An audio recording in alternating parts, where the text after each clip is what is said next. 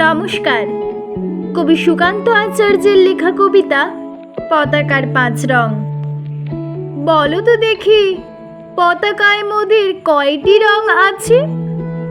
শিক্ষক এসে শুধালেন হেসে দ্বিতীয় শ্রেণীর কাছে। একসাথে মিলে সব ছেলে বলে চিৎকার করে জোরে, 3টি বর্ণ রয়েছে রাঙানো জাতীয় পতাকা জুড়ে। শ্রেণীর পিছনে বেঞ্চের কোণে শিশু ছিল এক বসে। পতাকার মাঝে 5 রং আছে, বলল সে মৃদু ভাষে।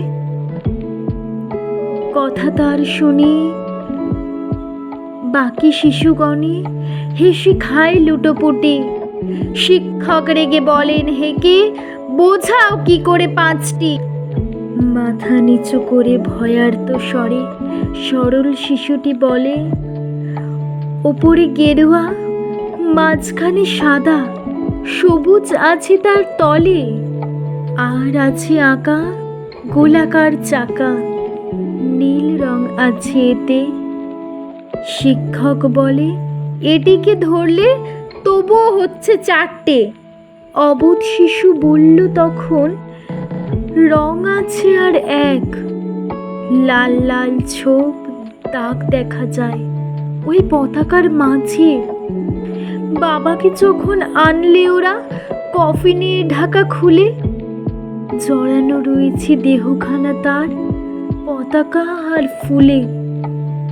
রক্তের দাগে ছিল লাল ছোপ ওই পতাকার মাঝে। এই নিয়ে মোট হলো 5টি, এবার তো ঠিক আছে। সরল শিশুটি জবাবখানি কাঁপিয়ে দিল বুক, অশ্রু এলো নয়ন ভরে, শুকনো হলো মুখ।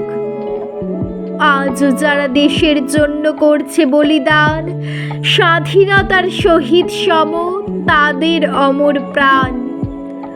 হয়েছে স্বাধীন, পেরিয়ে গেছে 70টি বছর, দেশ বাঁচাতে যাচ্ছে যে প্রাণ, রাখছে কি তার খবর? নমস্কার।